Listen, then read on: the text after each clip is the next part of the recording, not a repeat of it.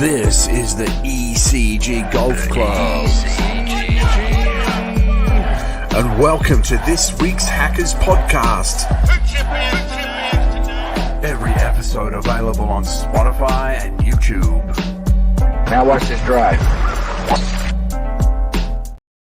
Best intro in podcasts right there. Hey there, sports fans. It's Zook and the Ashman, and you're watching and listening to the Hackers Podcast. This is episode 22. Great to come at you. It's a little bit later than normal, Zook. Welcome aboard, Zook. How are you, bro? I'm doing well, mate. Yeah, no, busy day for me, work-wise. Yeah. So just had to push things back. So apologies for those who were in the You queue. pushed aside the waiting. calculators. You pushed the Casio calculators aside, and he still made time for the Hackers fans out there. Awesome stuff, brother. What have you been doing anyway? Probably the highlight of the week was going to see some graps. Me and Rand got out and watched some wrestling on Sunday. Right. So Yeah. that was a bit of a highlight. We it was all a bit of a spur of the moment. Just he forwarded me the details at 11 a.m. and by 12 we'd bought tickets off the marketplace. It was a sold out event. Right. Panthers got to see the indie god Matt Cardona, but didn't get to see him wrestle. Cool. He was out with a back injury, but former WWE stars Elias and Dirk Ziggler were there. It was a great card, great fun. Was it? We really got into it. It was. I'd highly recommend it. When they tour World Series Wrestling, they generally tour every couple of months. I would highly recommend you take the young boys out there and witness it firsthand, graps firsthand. Yeah, it's something special. Yeah. For any of you tuning in for the first time to the Hackers Podcast, Zook and I are big golf fans. We're hackers. We love golf. We're a bit of a hacker, but we also tend to talk a lot about pro wrestling. In years gone by, I was born and bred on pro wrestling, so there is a few comments in there over the series. But first of all, we usually talk a bit of golf news. So let's head to the newsroom, and then we'll get this show rolling. Let's get this show rolling like a perfect putt and head over to Zook in the ECG newsroom. Over to you.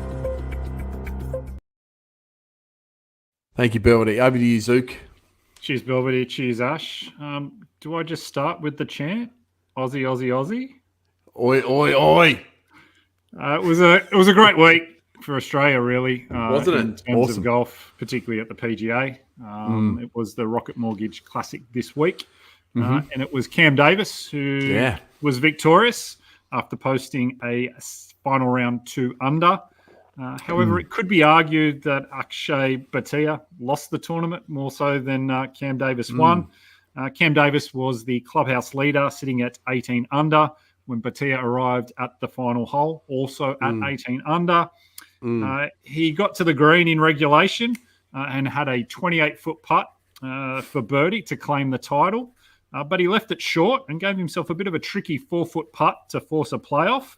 But reminiscent of Rory at the PGA, Bhatia pushed the short putt right and handed the title to Davis. In media comments after the tournament, Bhatia told reporters, "It sucks. There's no other way to put it. Yeah, just a bit of nerves, honestly. I'm human." So a pretty, human response from Bhatia. And Davis, while speaking to Amanda Balionis of CBS immediately after, was very emotional, almost in tears to be precise, and went through and described some of the mental anguish that he had been through and the frustration with losing over the past couple of seasons. This was actually Davis's second Rocket Mortgage Classic, having previously won the event back in 2021. So I know you were watching, given your messages in the group chat. I guess just your thoughts on Davis's win and the PGA. Oh, so stoked to see both Minwoo Lee, Cam Davis fighting it out. Cam Davis has got such a beautiful swing. He's a stunning golfer. Nice tall. He must be at 6'3", 6'4". He must be. Pretty tall dude, yeah. Yeah, he must be up near you. But lovely swing, great temperament. And he seems to have quite a bit of respect from the commentating team over there. So it was really nice to watch. I thought the Detroit golf course was stunning. I really liked it. I thought it looked fantastic. Pretty deep rough off to the side. I would love to play there. It might be a little bit short, maybe for some of these guys. I thought it wasn't quite as long as especially coming off, Pinehurst. But looked beautiful on TV. I can imagine you'd only be able to play there 6 months of the year, though. Yeah, winter. There certainly is a golfing season in parts of North America for sure. I also thought, this last month has been a little bit more choking than Debbie Dove's Dallas. There's been a lot of choking on the greens in the last month or so. Keep it PG. But yeah, no, it was. But to his credit, and this is where I'm a Batia fan as someone who's also likes or a proponent of the long putter. Certainly, I have a soft spot. I was thinking of you for the youngster. But, to be fair, after such a heart-wrenching loss, he fronted up to the media. He didn't run away and was rather forthcoming and rather honest with his answers. It wasn't Mickey Mouse responses. He was open and admitted his faults and his weaknesses. And I certainly, developed a lot more respect for him as a result of that. I thought that Me too, mate. Yeah. Because he's had some good results. He's won already once this year, hasn't he? But he has won once, and he's plenty of top 10s and top 25s. Yeah. He's been a really good performer, and I certainly think he'll have a chance at the FedEx come the end. He certainly would have qualified, and I think he'll give it a red hot go. Amongst obviously some of the bigger names, obviously the likes of Scotty and the like will probably be the shorter odd favourites, but he's played consistently that I think he's certainly a good chance to pull that off. Just while you're at the news desk there, what did you think of Rye's double glove action? As someone double glove. As someone who's starting to develop calluses on the right hand, I'm starting to think about whether I should go for the double glove, to give it a try and see whether that prevents that. I'm not. Yeah. I'm not. I've seen a couple of people ruling it out. I'm sure I saw Phil Mickelson do it earlier in the year too. I'm sure he did. And I've seen 3 or 4. Imagine playing over in the British Open too when it's cold, windy, moist. Some of these gloves out. I've seen a Callaway one. It's a thicker glove, and they're meant to be thermal. It might actually be a really good thing. Might be a good trend. Yeah, I don't know what it is, but the colder winter weather, I just seem to be developing more calluses on my hands from golf. Maybe I'm just holding the club too hard. Maybe that's what my issue is. That's right. You're gripping it too tight. Probably. A couple stories just around qualification, and we'll kick off with the Olympic qualification. I don't know whether you've been following this in the media. And whilst the Olympic qualification process has been relatively straightforward for Australia, it certainly couldn't be said of that for the Dutch Olympic team. Under the current arrangements, the IOC allows a maximum of 4 players from each gender of any one country to participate. However, those outside the top 15 in the Olympic rankings, not the World Golf Rankings, I'll try and explain that later on. Rightio. Okay. That number is reduced to 2. So essentially, the Dutch Olympic Committee added some additional requirements in that they really weren't going to allow anyone, be it a female that was outside the top 25, the top 24 of Olympic rankings, and the top 27 of the Olympic rankings to be able to be selected for the Paris Olympics. Effectively, my reading of what the Olympic rankings are is where there's double ups from people from multiple countries, they just effectively get eliminated from the rankings. Right. So, okay. America obviously has many people within the top, 50. As soon as they get to their maximum allotment of 4, those other players get stripped out, and so everyone gets bumped up. Yep. So elimination chamber. Yeah, correct. So what happened during the week was the Dutch male golfer Oost Luiten had an Olympic ranking of 40, but an official world golf ranking of 147. And because he was 40, it was outside of the 27. So the Dutch Olympic Committee said, no, we're not punching your ticket for Paris. Right.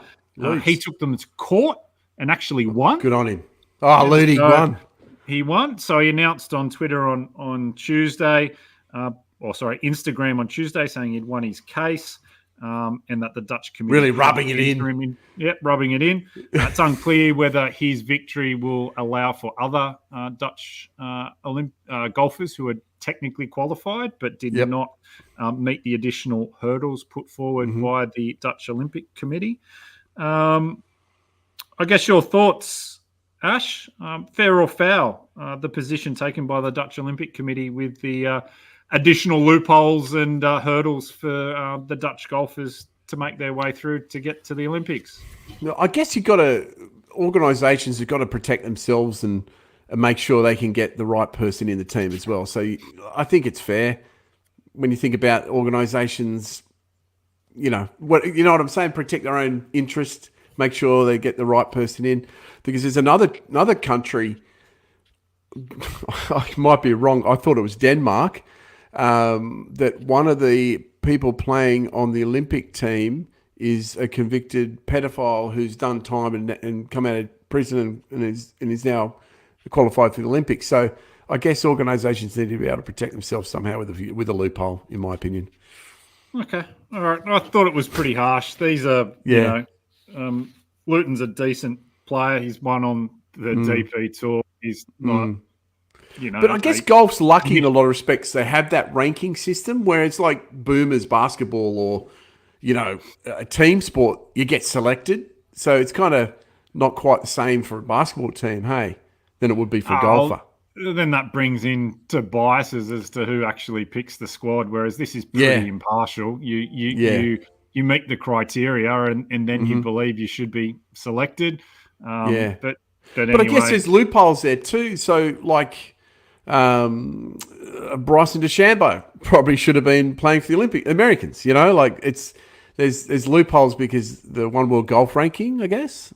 Yeah, I wouldn't necessarily call that a loophole, but that's just one of the unfortunate circumstances around being part of this group. Part of being on the Live Tour, and he knew that going in. Whereas because this is pretty much like an NWO shirt now in the golf world. In the golf world, if we use that wrestling parlance, but yeah, Luton did all the right things and was still denied. So I'm kind of in the Luton camp. I'm happy he got there. Fair enough. That's good. It'll be interesting to see how he goes. Technically, he's the 40th best golfer at the Olympics. So it's a small field. Who knows what can happen? But anyway, moving on to other qualification matters. I've got a question come on through YouTube just quickly. Go for it. For you, Zook. Why is simply asking, why does it have to be one glove anyway? Yeah, why do we just wear one golf glove and not two? It's a good question.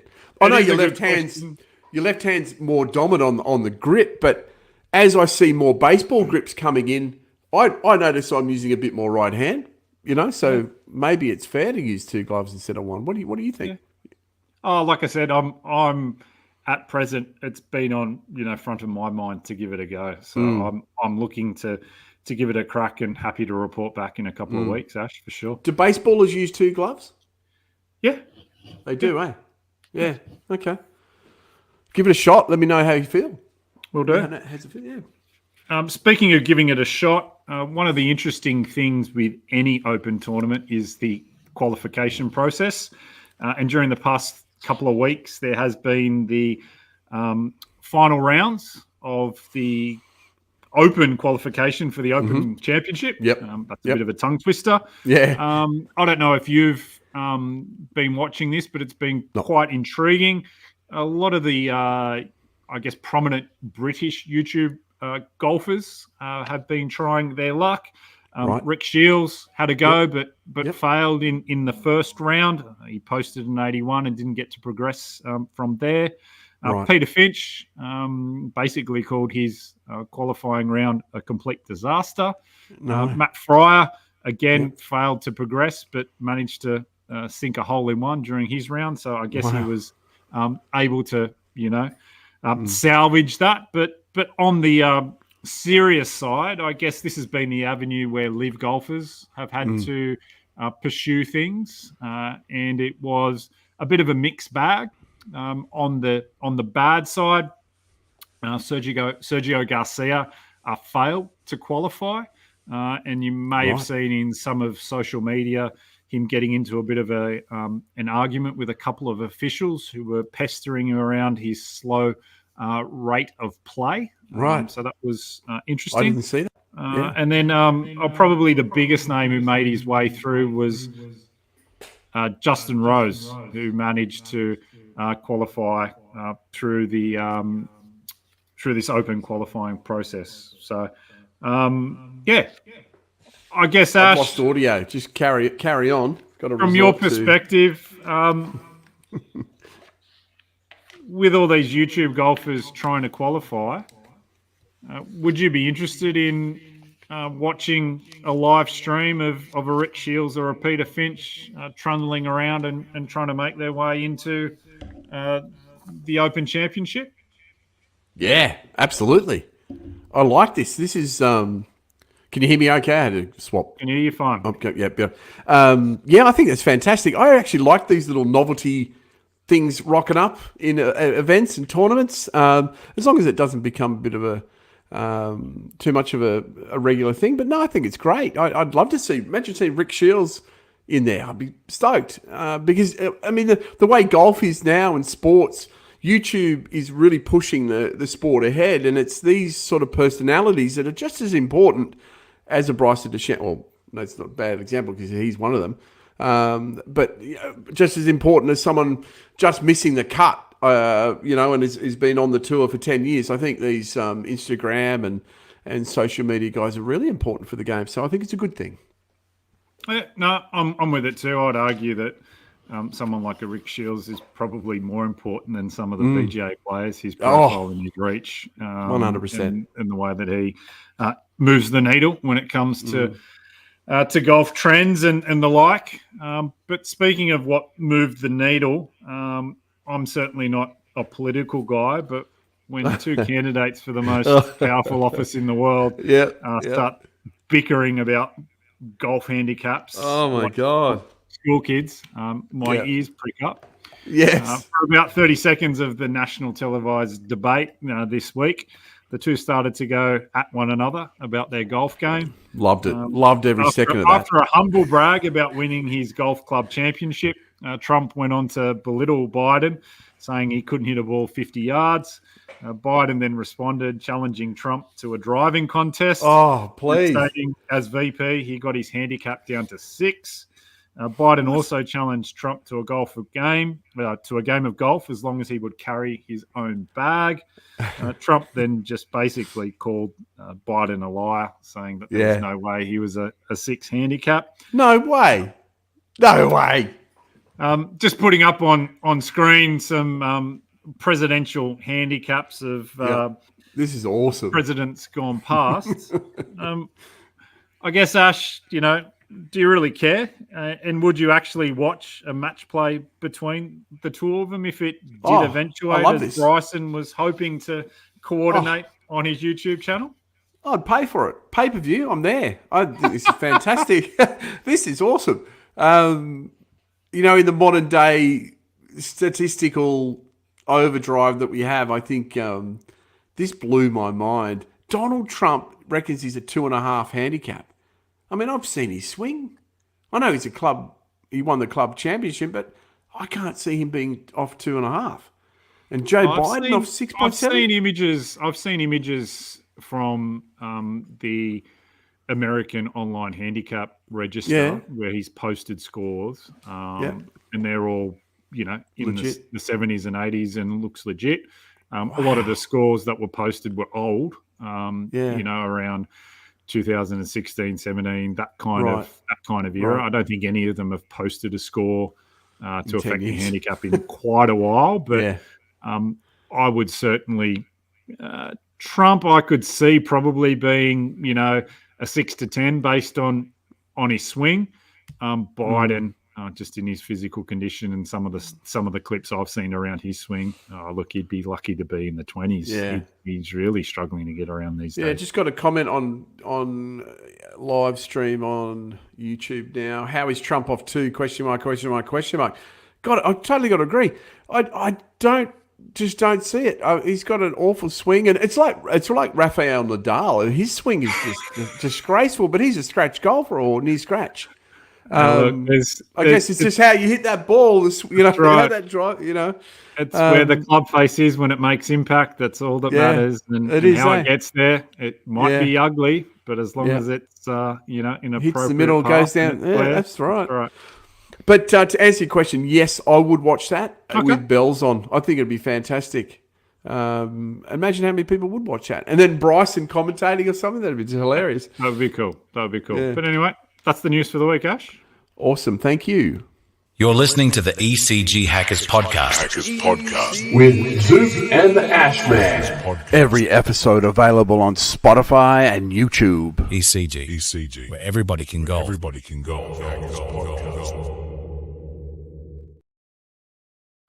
Thank you, Belvedere. Belvedere is our voiceover artist, the greatest voice in Australian podcasts. I'm Ashman, and this is Zook. This is the Hackers Podcast. If you're watching us live on YouTube or watching us later on YouTube, we're coming from Australia, eastern seaboard of Australia. I'm from a place called the Gold Coast.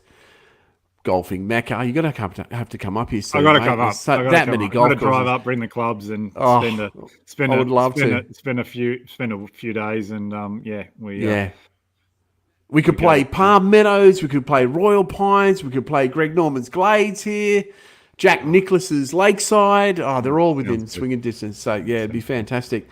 Thanks for watching us as well. Please subscribe to us, and if you're watching on YouTube, please comment down below. We do a few segments each week. Who's in your 4-ball? It's coming up later on. Ripped or Yipped, which is our version of, yay or nay. And one we like to talk about obsessions. So, Belvedere, do you play that little... Golfing obsessions.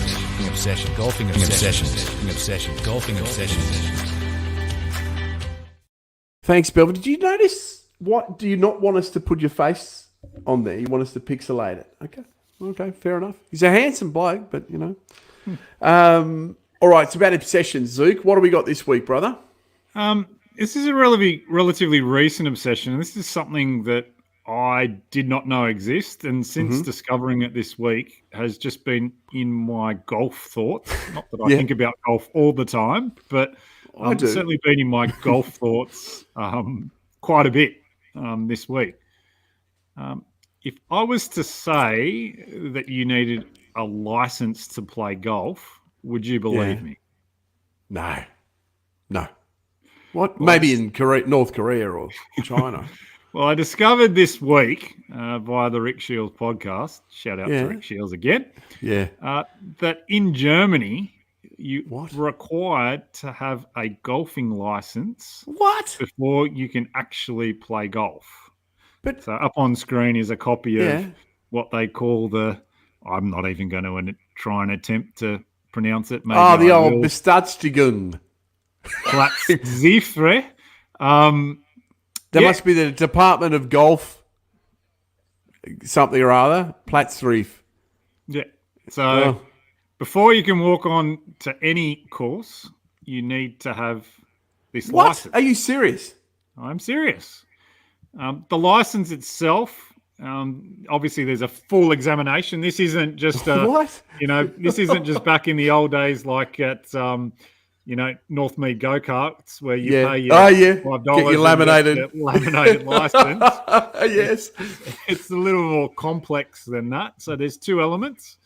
There's a practical test, which you need to shoot a round of 108 or fewer, so effectively 36 over par.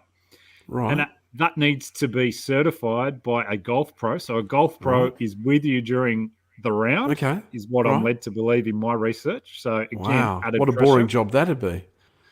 In addition to that, there's a written examination with 30 questions. You need to have a minimum of 24 out of 30. Oh, no. The test is in German, so this may throw foreigners who are trying to play golf in Germany. Do you have to pay for this as well? Have we got a fee? And the question, I'm sure there is a fee. And in relation to the questions, it's obviously not just rules of golf, but also around golfing etiquette. Okay. So I guess, Ash, I'm just throwing it out there. Blown away. Your thoughts? Obviously, we have the motto, everyone can golf. Yes. As the ECG. Yeah. But your thoughts on Germany's approach You've blown my mind. with the license concept? Boom. Mind blown. You have to have a license to play golf in Germany. What are you thinking? How is that going to grow the game? How are you going to have the best golfers in the world? How is that going to blossom the game at all? How is tourism going to be involved? How are you going to build golf courses? No growth whatsoever. That's a disgrace. I can't believe that. And how, as a kid, how are you going to get someone into the game of golf if you have to have a license to play golf? Golf is for everybody. That's a disgrace. You should be ashamed of yourself. Are they competing in the Olympics? I bet you they're not. So if I wanted to go to Germany to play golf, I've got to sit for an exam, prove that I can play, shoot 108, and then pass the test. Are they trying to weed out and make this an elite sport? Is that what this is? I don't know. I think there's elements there around ensuring that the golf experience once on course, A, is enjoyable, B is safe. I think there's a safety element probably in there as well, particularly when it comes to etiquette. I can certainly understand that, given personal experiences and like that, yes, you certainly do have to have your wits about you on a golf course. But I just did a quick search. I was thinking, Chris, how many golf courses are in Germany? I thought maybe there wasn't many, but there's 750 golf courses in Germany. Yeah, it's quite a lot. There's been a long tradition of decent German golfers. Obviously, Bernhard Langer comes to mind. One of my favourite, yeah.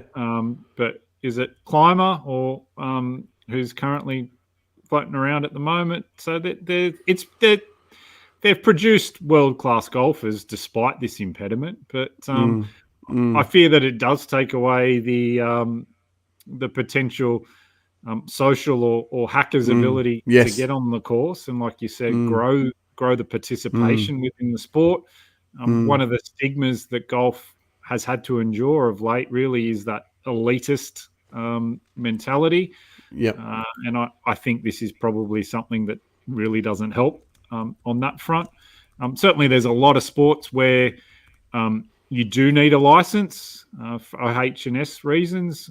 Certainly, motorsport comes to mind in terms of needing to do the right things with respect to qualifications. But we're talking about a very dangerous sport, though. We are, but also there's, particularly when it comes to,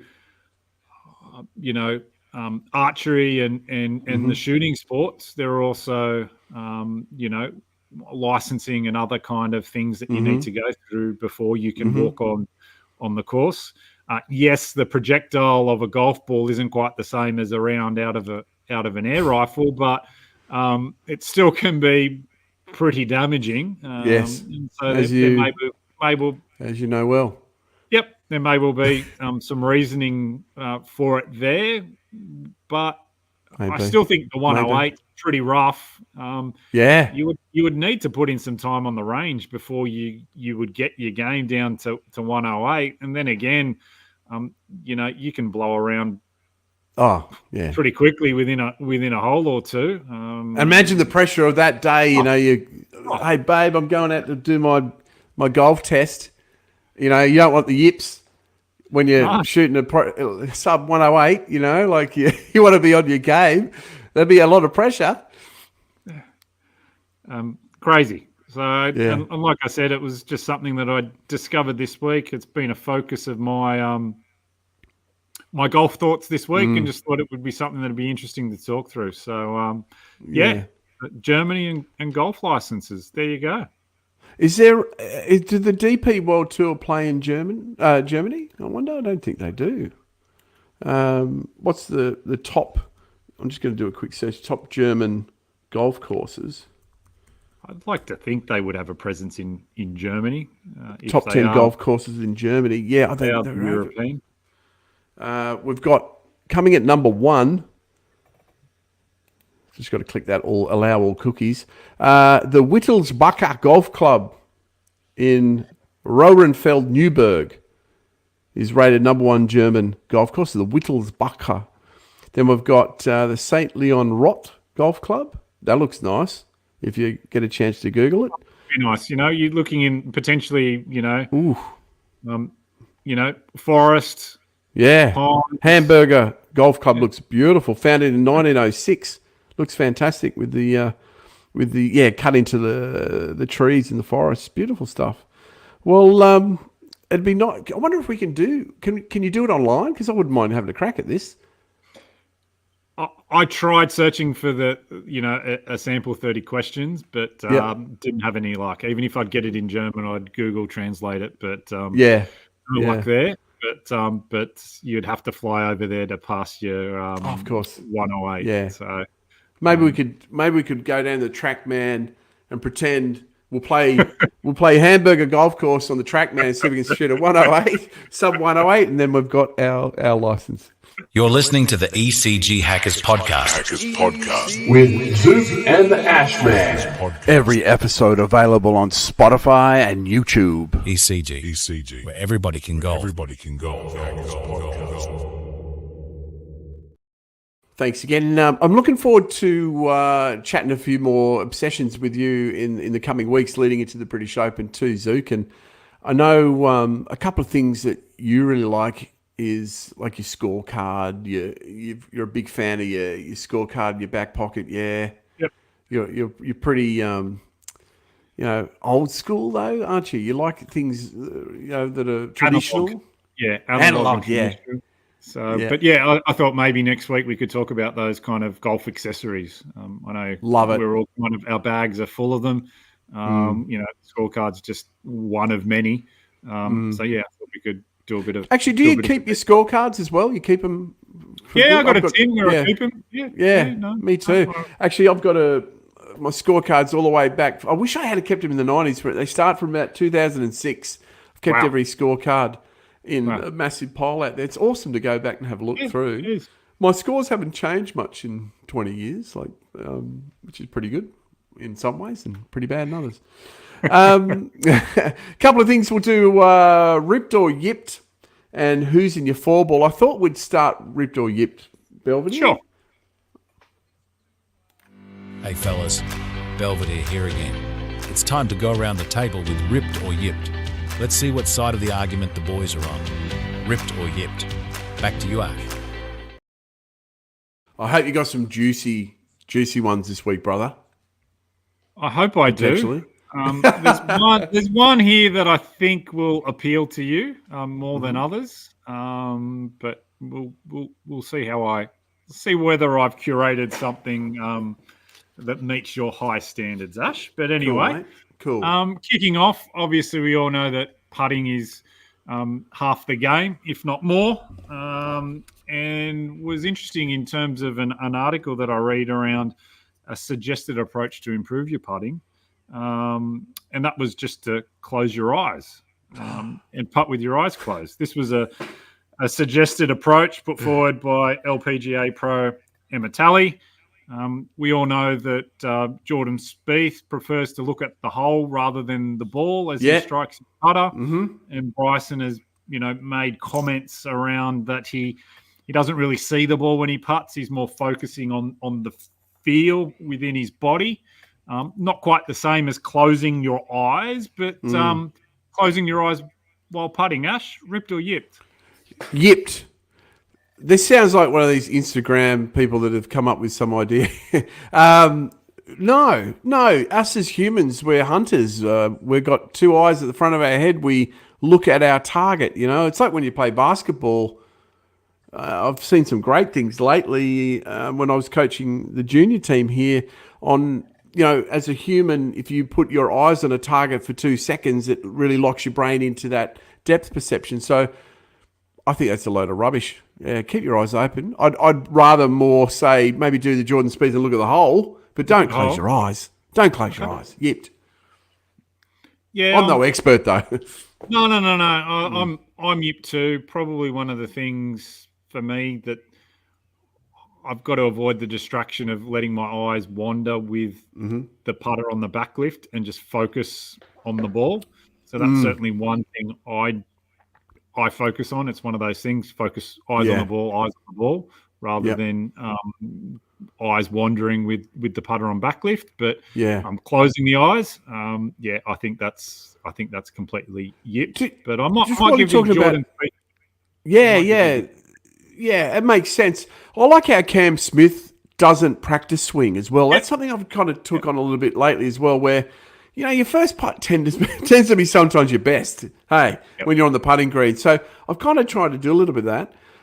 What do you watch when you putt? Do you watch the back end of the ball, or are you watching? Do you have a point on the ball you like to put the logo a specific spot, or what do you look at? I'm one of those people that doesn't really use the alignment tools all that much. Right. Probably costing me. I'm just more a back of the ball and focusing on contact. Feel. I've been using those 2 coloured balls. Yeah. And I put the logo at the back, so because I got double vision, and these glasses I bought, I played around with these last week, and for the first time in years, I could see the ball better off the tee and putting. So I've just noticed I want to focus on that logo at the back of the ball. I've just done lately, but anyway, I digress. Sorry, mate. Cool. Another thing that caught my eye during the week. Naturally, it's involved 2 things that I like: basketball and golf. Steph Curry. What do we have here? Steph Curry, probably one of the most famous basketballers floating around.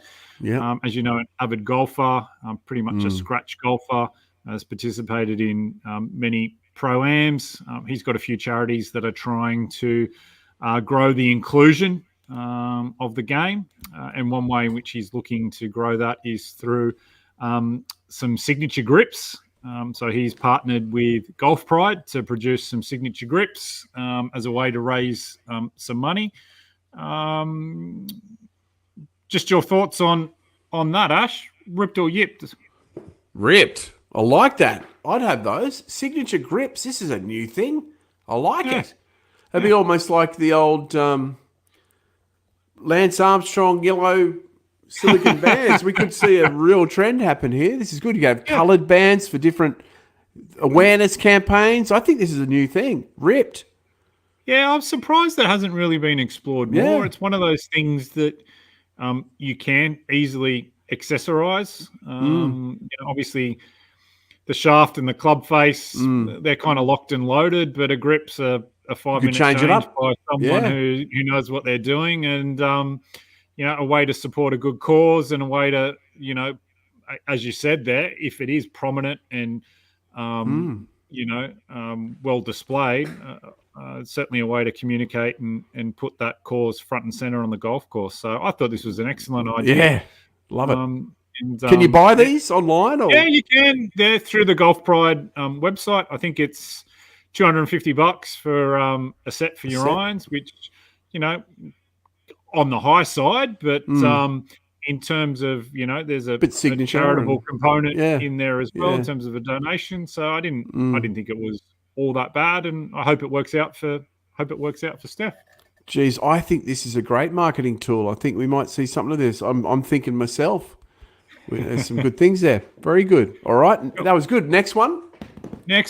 So again, we're all fans of Charlie Hull here at the ECG. One thing that kind of came out. I think she's applied to become our official female golfing representative.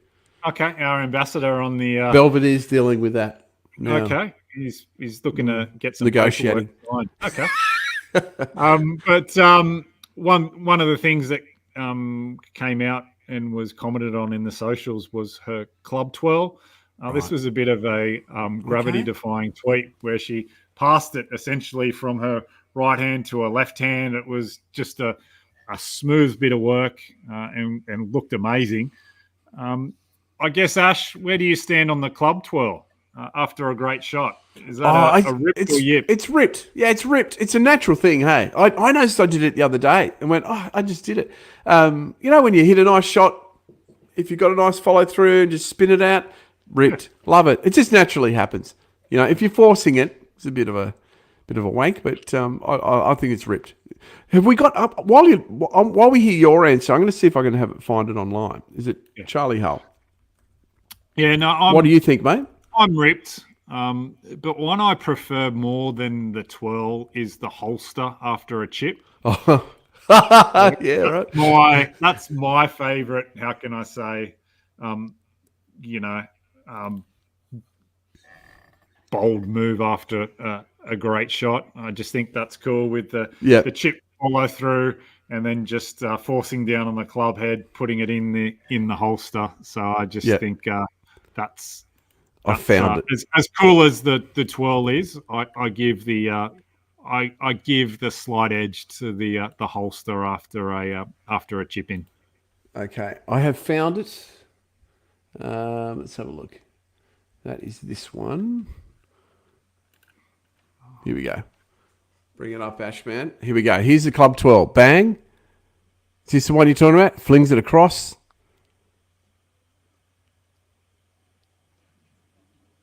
Love it. Yeah. Swashbuckling. Yeah, big fan. Love it. Love it. All right, next, brother. Now, I know you love your golf architecture. So when I saw this, I thought of you. So okay, nice. You thought of this is a new golf design. It's called the runway style. I've seen this. So this is a course in, I believe, Korea somewhere. It is. Where effectively there's 4 runways with holes running north and south and south and north. So you're going up and back. There are no trees. It's filled with pot bunkers and obviously rough as being the hazards to avoid. As someone who considers themselves a bit of a golf architecture aficionado, where do you stand on this? Ash, ripped or yipped? Look, there's two sides to the story here. When I look at this from an aesthetics perspective, it's yipped. That's awful. But if that's the only land these people have and they can actually play the game of golf, it's good for them. But from an architecture and design element, I'd say yipped myself. I'll go yipped, but you got to do what you got to do. What do you think? Oh, look, I think it's ripped. I think it's one of those things in terms of an efficient use of space, maybe more so. Can you bring the picture up again if you're watching, so I can have a look? I don't think there's really any wasted space here. Everything has been utilised. So from that perspective, if that allows for golf courses to be put on smaller plots, but when are you actually going to get a nice rectangular area upon which to build a course? But it's not short. It's 18 holes, 7,405 yards. So it's a decent sized course. I just hope there is some natural, whether that be some mounds or something. I think there's potential with surely for injury with fairways running parallel in opposite directions. Bloody hell.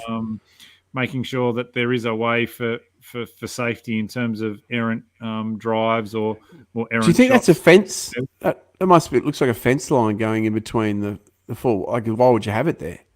Yeah, it could well be. Must be a fence. Could well be. No, I mean, like, as much as it's yipped, I think it's great use of land. It'd be pretty flat. I mean, you could line the sides with trees still. I mean, there's a lot you could do with that, isn't there? There's a heap you could do with it. Yeah. Okay. I'd like to see how that plans. That's good. And finally, seeing we are recording on the 4th of July, being American Independence Day, trying to make this somewhat golf-related. As you can see here, I've grabbed a a tweet from Paige. She's looking to also participate in a hot dog eating competition to celebrate the 4th of July. But if we can bring it back to competitive eating in and of itself, your thoughts on the traditional Nathan's hot dog 4th of July hot dog eating competition, Ash? Is that something that's ripped or yipped? Where do you stand on that? Yeah, ripped. It's a global brand. Yeah, ripped. I mean, I couldn't do it. I think it's just, they dip it in water and everything, don't they? Imagine eating a hot dog bun in water. It'd be disgusting, but yeah, go for it. It's not about the taste. It's all about lubrication to help get it down faster. Lubing that throat, get it to the gullet, as quick as you can. You're ripped. But it's unfortunately it's going to be yipped this year. There's been a bit of controversy. The reigning champion Joey Chestnut won't be able to participate due to some conflict with sponsors and the like. Really? So there's been a bit of a furor around something as simple as a hot dog eating competition. Who would have thought?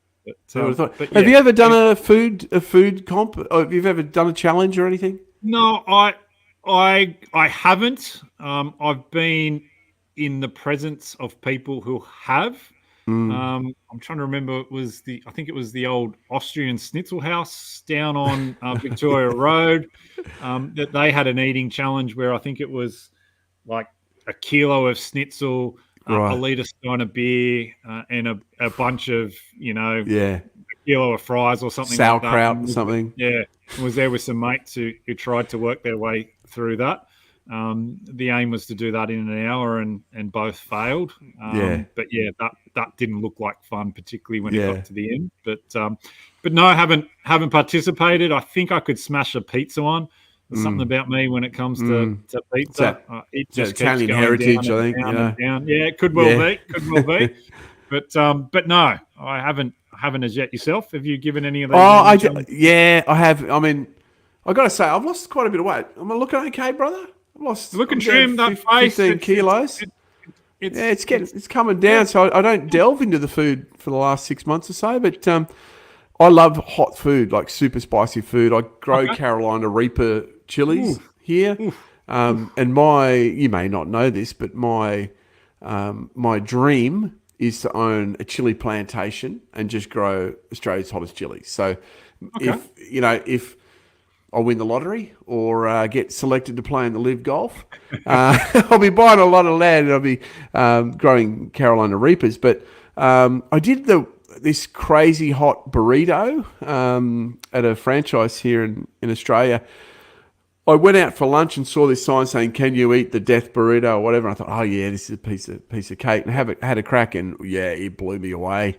And I was crying and red and everything, and I had to go back to work afterwards. So I have had a crack at that. But I sort of steer clear of the food these days. Fair enough. Got to get the gullet down.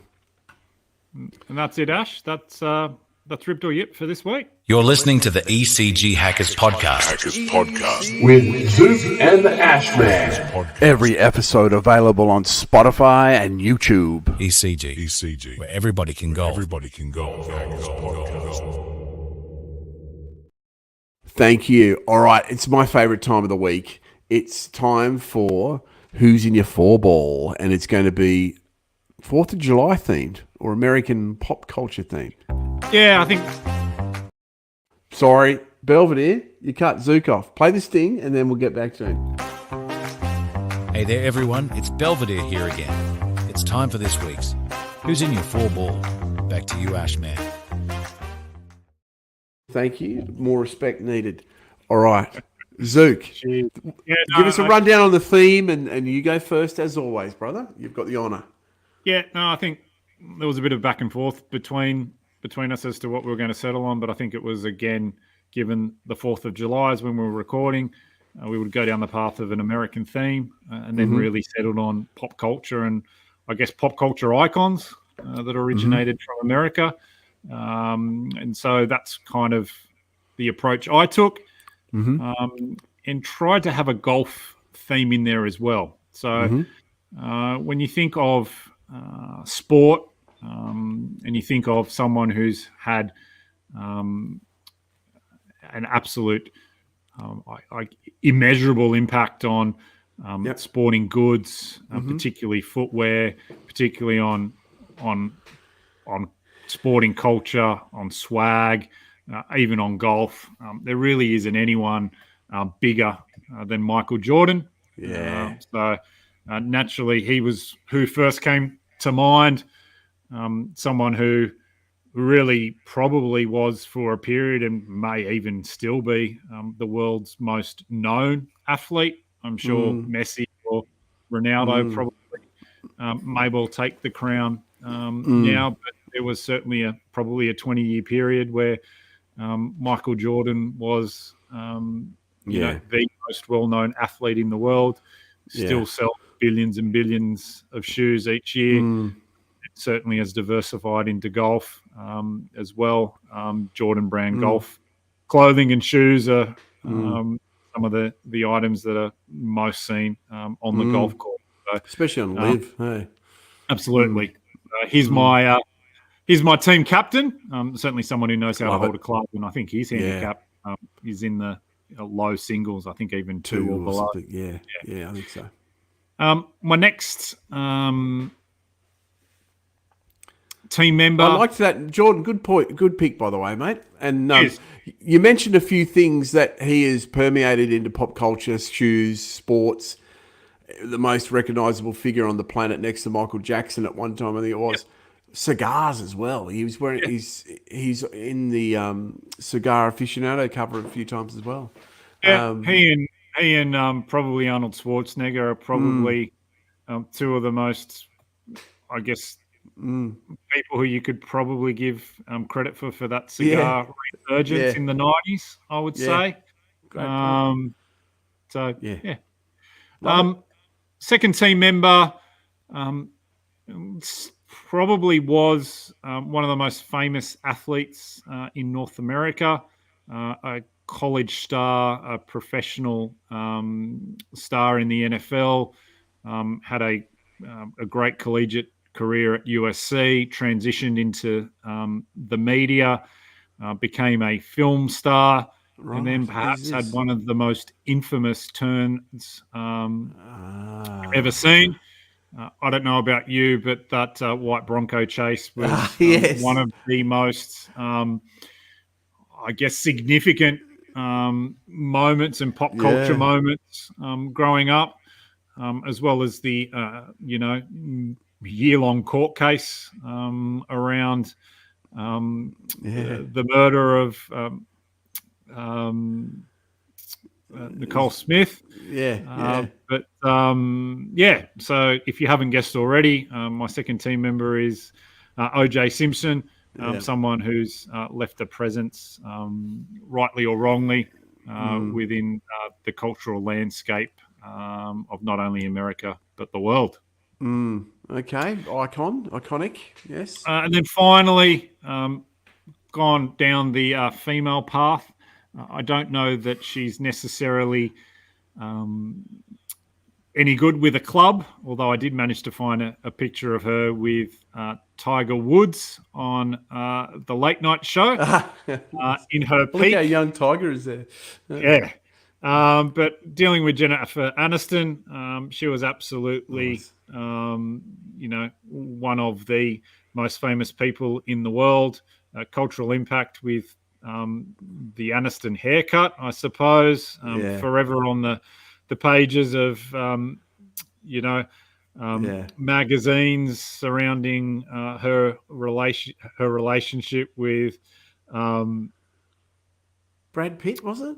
Yeah, Brad Pitt, and obviously the fallout when Angela came on the scene. Right. Yeah. That was a complete cultural touchstone and something that the world was following. And obviously, what launched her was her role as Rachel on Friends, arguably the most popular TV show in the world there for a while. So, again, no doubting her cultural significance and impact. So Jennifer Aniston gets a spot on my team. So your 4-ball, Michael Jordan, O.J. Simpson, Jennifer Aniston. Yep. Nothing wrong with that. That'd be be a nice, entertaining four ball to be part of. All right, I love doing this one again. All right, I delved into the depths of my mind, and I came up with this. My team captain is. I'm going to play this, and it'll tell you who it is. I'm just going to add this on here. Here we go. Team captain.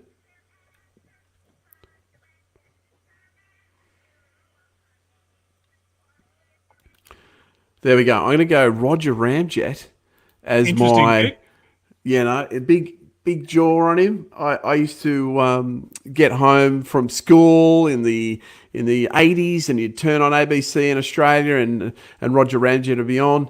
As my naivety was at the time, I just thought he was total Americana. So he was from the 1950s, I think, 50s and early 60s.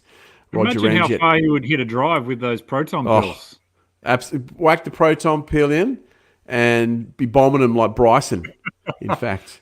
All right. Secondly, I'm going to go with a fella I saw wrestle, and this is where the pro wrestling always comes in my conversation.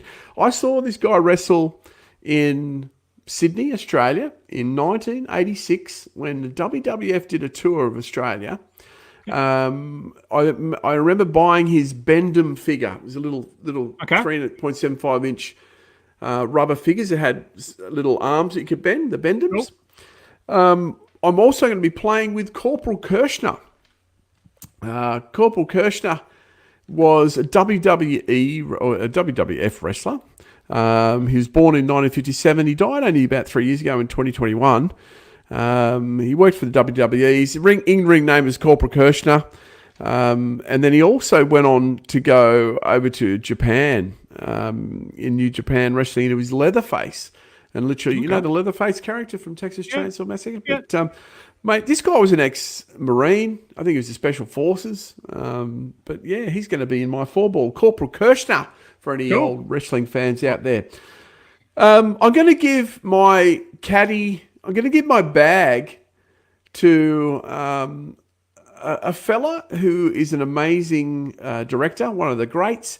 He directed this film, Belvedere, if you can put up Born in the 4th of July. Yep. I was thinking about putting Tom Cruise in here because he was in it, but I thought, no, I'm going to go left field.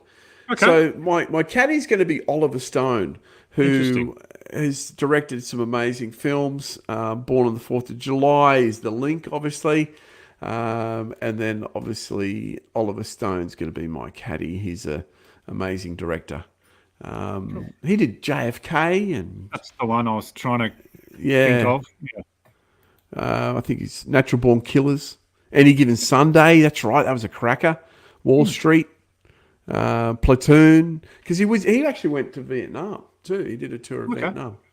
And then bringing up the rear, I'm going to have a female on my team as well. Sorry, Belvedere, if you can do that for me. My fourth ball, the iconic Americana, Marilyn Monroe. Iconic.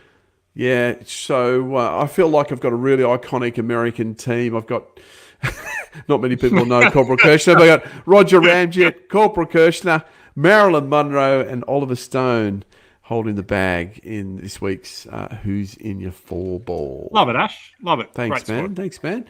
That's about time for us for the week. That hour went quick, man. It did. It was enjoyable, though. Yeah, it was, man. Hey, something I noticed when you were talking about O.J. Simpson, when I was watching the PGA, there is so much Nike sponsorship now. I think they'd be probably one of the biggest sponsors, if not the biggest sponsor, of apparel, hats, shoes. It all seems to be Nike at the moment. I don't even see any Callaway, really. Maybe on the bags, but yeah, it seems to be a lot of Nike. They're on all the top names. They sponsor apparel for Scotty Scheffler and Rory McIlroy, and then you've got even I think Patrick Reed was showing it the other day. Keep your eyes on them; they're bloody everywhere. That logo. Yeah, and obviously on the female side, they've got Corda as well. So they've got the top two names. It's interesting to see where they position themselves in the golf market. In the future. Yeah. Thank you, golf fans, for watching the ECG Hackers podcast. I'm the Ashman. That was Zook. This was episode 22. We're coming closer to the British Open, aren't we, Belvedere? Can't wait. Can't wait. Belvedere's giving me the count. Thank you so much for joining us. We'll see you the same time next week. This is the ECG Golf Club. And welcome to this week's Hackers Podcast.